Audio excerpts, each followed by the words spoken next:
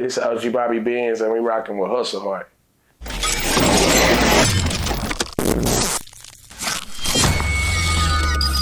I'm here today with OG Bobby Billions.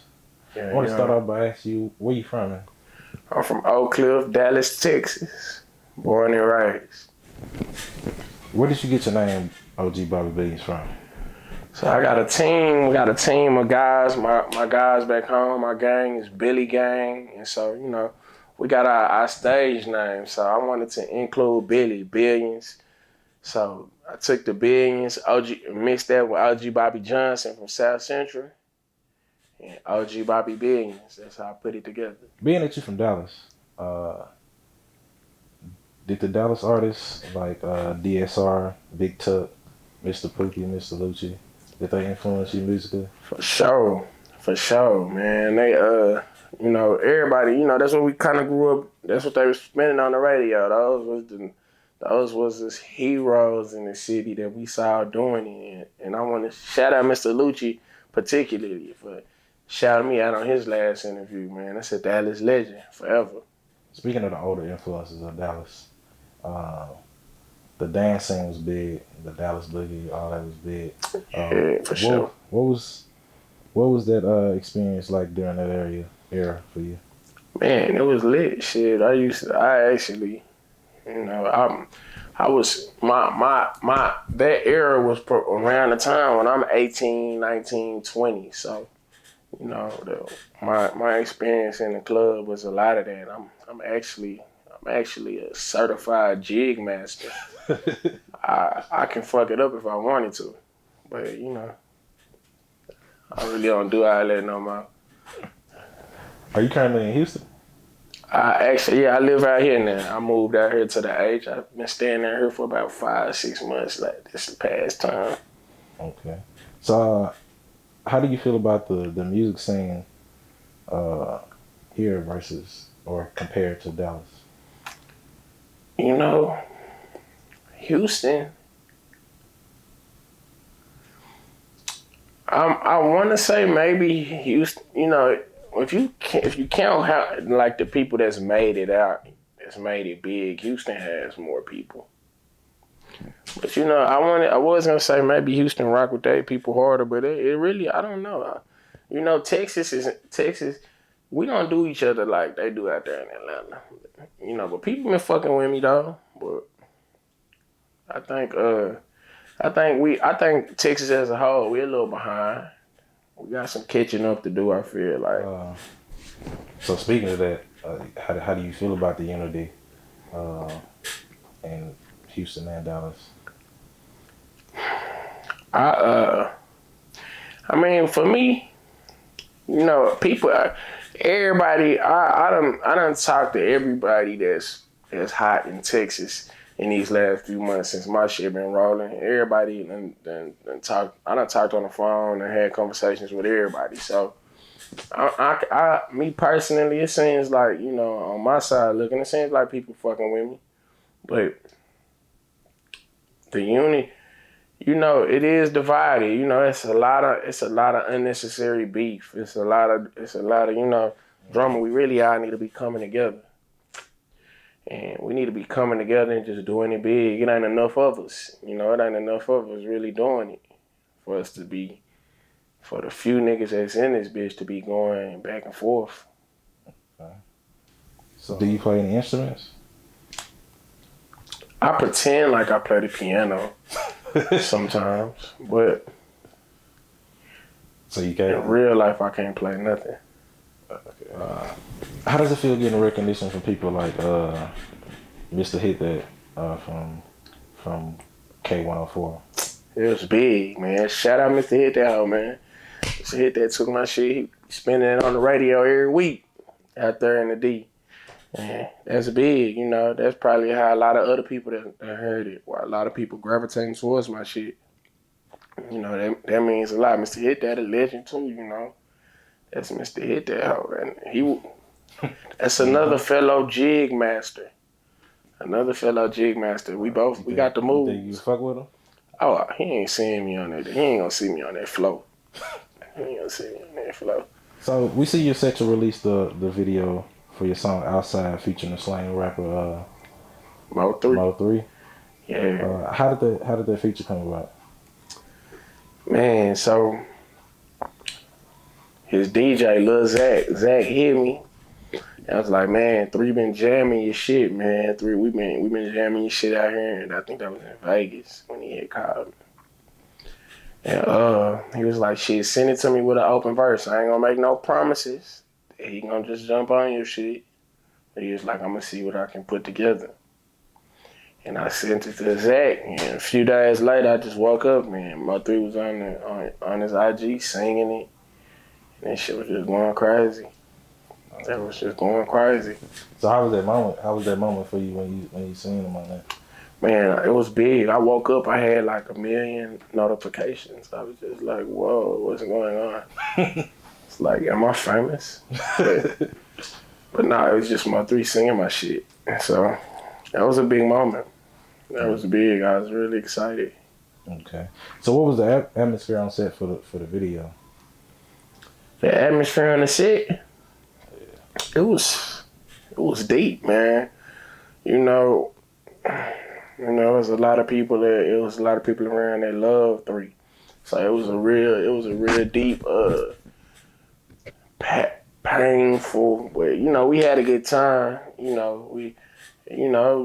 was a homegoing celebration type vibes. But it was live. It was live. Okay. Did you ever get a chance to meet him? Only on FaceTime. We only FaceTime conversations. He hit me up couple days before everything went down. But shit, he just FaceTime and we chop it up, talk about the song, talk about what we gonna do, the video and all this shit. And that was it. Shit happened so fast. Me and him probably got. I'm gonna say August. Probably within 2 months of him hearing the song, he heard the song, or maybe it was 1 month. Within 1 or 2 months. No, I don't think it was a whole 2 months of him reaching out to the song, of him showing love to the song. Everything went left. Shit. He passed right after that, so we didn't even really get a chance to really just fully connect like that. Okay. But shit, let me say this too. I really, I really appreciate, I want to say, while we on this camera, how much I really do appreciate. Because, that nigga didn't have to fuck with my shit. Especially being that I'm from Oak Cliff, he had his issues with people, with our hood. And so, me personally, when he did reach out to me, that was really, really real. He didn't have to do that. For sure. So speaking into the Oak Cliff, issue, the beef in Dallas. What's your relationship to other artists in your section? I mean, I'm really, I'm rocking with everybody. That's really what it is. And I do wanna. People, especially with this next project, I'm gonna make that overstood. But shit, I'm rocking with everybody. I really ain't fucking around with that drummer shit at all. I ain't fucking with the drummer. I ain't picking no sides. Shit, I'm fucking with everybody. I'm fucking with Yella. I'm fucking with Trap. I'm fucking with 3. I wish I could have brought them all together. Shit, everything happens for a reason. So going to your last project, how did you come up with the name Holy Goat for your project? So the theme on the project was like, I wanted it to be like a gospel type thing, like a real churchy. I wanted choirs, heavy on the choirs, heavy on the singers. I wanted my shit to have that feel. But then, my Billy gang, the Billy Goats. So we all be on this goat shit hard. So it was just a play on the word Holy Ghost, Holy Goat. The artwork on your album is pretty interesting. Yeah. What was the motivation behind the artwork? Man, I wanted this shit to be I just wanted it to be like godly. In my mind, I think I want all my artworks to go on with that thing. Like, like just, I wanted it to have a godly feel. I wanted it to have angels and I wanted to look like we in the heavens type shit. To me, that just goes with to me, the cover art go with the music. It kind of just go together. Do you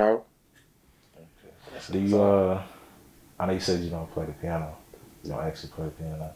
Were you in the choir? Yeah, growing up as a kid, I was in the choir. I stayed with my granny, so I was in the choir. We I was on the step team. We was in probably up until I was 13, 14. My granny probably had us at church, even when she had to go to church. So we was at church probably 3, 4 days out the week. Just going up there. It's the Baptist church. Yeah, it's always something going down. 3, 4 days out the week, fucking around, not including Sunday. fucking around. I had 3, 4 other days to go up there. So, yeah, that's always been a part of my, like, I think that's a very important part of my upbringing, just going to church as a kid and, just learning the fundamentals of life. I think that's a very big part of who I am today. I feel like. Have any labels reached out to you? Yeah, man. So ever since the project dropped, I probably done heard from every label. Shit, in this past year. But yeah, we've been just hearing what they got to say. I'm kind of fucking around with something with I'm really fucking around with Empire and Gazi up there at Empire right now though. You thinking about signing? We yeah, for sure. I'm leaning towards it. I'm probably gonna lock. We working on locking it in right now. So I'm gonna say we working everything out. Working on locking it in. So take us into the process of you making the song outside. Outside was the last song I put together on the project. So I had the project done before Outside. And it was already in my mind, it was already like, damn, this shit hard. This already it to me. And then my partner hit me, EJ hit me, my manager, he hit me, he was like, bro, I think you just need one more song right now, bro. I think you need one more. That's crazy. He called me. I'm just trying to hear you because the project coming out Easter, it fucking around was already April. So it's like I had to rush the bitch. I'm like, he like, one more. So I'm like, shit, let me see. So shit, just a couple of hours. Like, it probably took me definitely no more than 2 hours. I had that bitch. I had called them. I was like, shit. I started singing the song to him. And he was like, yeah, bro, that's it. And then shit, the rest was history. Like shit, I came out here, we recorded it, got a couple. I was rushing so fast, I ain't even like on most of my songs. I gotta get a bunch of singers. On this one, it was just me, this one girl named Kay, and my videographer, because he was just in the studio. Shit. That's crazy. And so we was just like, shit, we just made the whole choir by ourselves. And that's how we did it. That shit worked out. Yeah. There is a version on YouTube of your song Outside with Blueface. Is that like an actual project, or is that something that's gonna happen? Yeah, that is. Yeah, we already went out to LA, shot the video. It's a bad motherfucker, man. It's outside LA. It's gonna be. I plan on that being a big single. I want to do Outside Chicago and I want to do Outside ATL too. Okay. What artists you think about trying to connect with on those? Shit, and then if everything went gravy, I get Dirt in Chicago and probably Lil Baby in Atlanta. Be live. So do you have any new projects you working on? Yeah, we cooking up. we cooking up. The next project's probably gonna be coming out within the next couple months. It's gonna be 1,000,000,000 Stories Chapter 1, and I'm gonna drop a couple more chapters to it. Probably gonna be up to Chapter 3. I'm thinking, but right now we damn near done with the next project. All the time we gotta add, we just adding the singers, adding a few more features to it, and then it's gonna pretty much be wrapped up. But it's gonna be a bad motherfucker. Can we get any exclusives on the features that you give? Or you gonna Shit, I'm really trying to, on this one, I want to get everybody in Texas, really. So I'm gonna just, everybody that's popping in Texas is pretty much gonna be up on this motherfucker. So what advice would you give artists trying to come into the game right now? That's sort of in the same position as you. What made that little push for you? Man, I say just take that shit serious, keep pushing. It only take one song. That's the main thing. It only take one song. Shit, it really ain't about the project. It's about one song. Is what it takes. One song makes all the difference. And that's my bit. That's my main thing. Keep pushing, keep doing it, and keep trying to get to that one song. That's gonna make shit shake for you. Okay. All right, man. Thank you for sitting down. For sure, man. We locked in.